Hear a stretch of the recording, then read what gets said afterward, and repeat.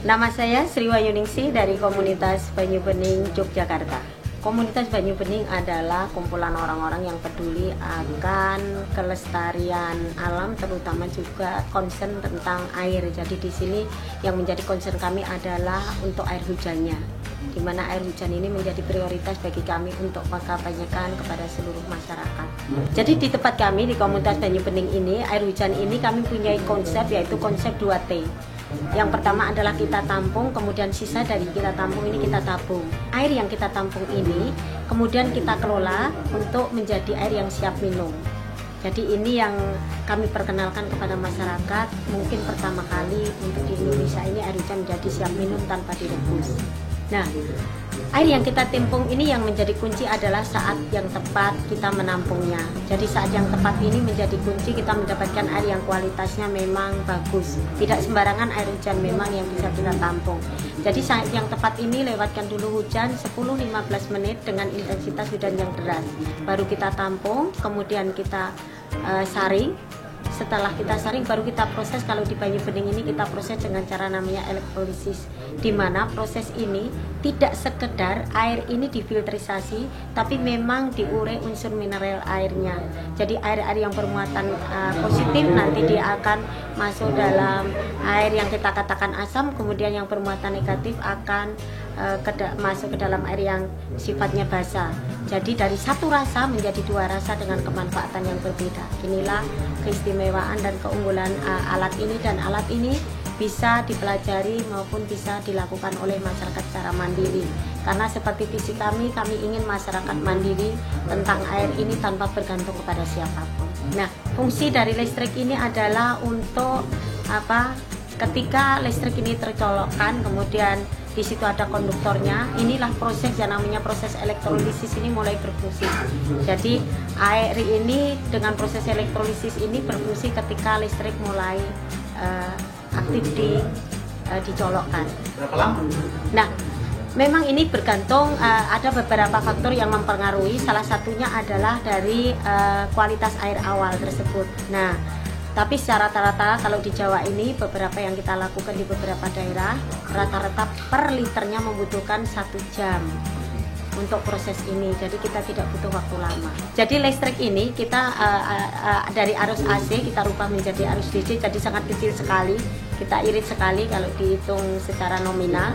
Ini ada yang bermuatan negatif, positif, maka nanti yang bermuatan negatif ini kita colokkan di bejana yang basah, kemudian yang asam ini dengan arus yang positif. Jadi nanti mineral-mineral yang bermuatan positif dia akan ke asamnya, kemudian yang bermuatan negatif akan ke basahnya. Contohnya, karena kapur ini termasuk mineral yang bermuatan negatif, kalau kandungan air ini kapurnya tinggi, maka kapur ini akan menempel di konduktor di bejana basah. Kemudian seperti Fe itu termasuk kandungan mineral yang bermuatan positif, maka dia akan ke asamnya. Ada beberapa kelebihan di sini, di mana air ini kan dari satu rasa kemudian dirubah menjadi dua rasa. Nah, kelebihannya kalau orang bicara tentang air ber-pH, maka dari proses ini kita bisa mendapatkan pH air sesuai yang kita inginkan. Kemudian, loh kenapa sih kok kita butuh air ber-pH? Karena tubuh kita ini butuh asupan yang air ini bisa masuk dengan baik ke dalam sel tubuh kita, dan proses ini salah satu yang membantu air ini menjadi mudah masuk ke dalam sel tubuh kita. Jadi air basah lebih bisa diterima oleh tubuh? Iya, dan ini terutama air hujan tentu, karena ini yang kita bicarakan adalah air hujan. Tentu berbeda dengan air yang kita proses ketika ini air tanah. Bu, terakhir nih, ada nggak sih dampak negatif? Tadi saya kan sempat ngobrol, ada orang yang minum air hujan terus giginya rontok. Oke. Nah, ini biasanya terjadi di daerah-daerah yang rawa. Jadi daerah-daerah yang rawa ini ketika mereka memproduksi makanan, jadi makanan yang dihasilkan, yang ditanam di daerah-daerah rawa ini ternyata kandungan kalsiumnya sangat rendah. Dan ini tentu mempengaruhi ketika kita makan dari produk makanan ini. Nah, kalau khawatir tentang air hujan ini sebetulnya tidak perlu dikhawatirkan. Hanya untuk mengantisipasi memang lebih baik di daerah rawa-rawa ini tampungan tidak dari plastik, tapi dari bejana tanah atau dari bangunan yang kita buat dari semen. Karena ini untuk antisipasi tentang pemenuhan kalsium tadi. Rata-rata di daerah rawa itu air tanahnya asam. Ya. Dan daerah-daerah yang asam ini produksi makanannya kalsiumnya sangat kurang.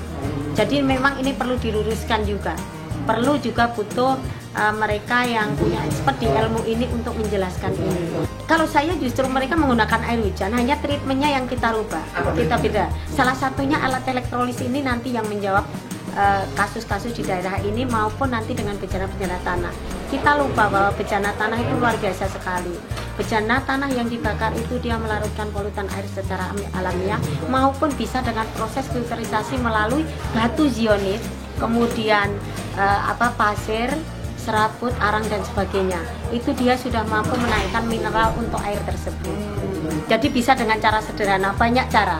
Ada dengan bencana dari tanah, kemudian filterisasi yang model pakai alamiah, ada batu, ada pasir, ada arang dan sebagainya. Yang penting adalah penambahan mineral terutama di makanannya. Nah, karena menurut saya saat ini perlu penjelasan yang detail juga.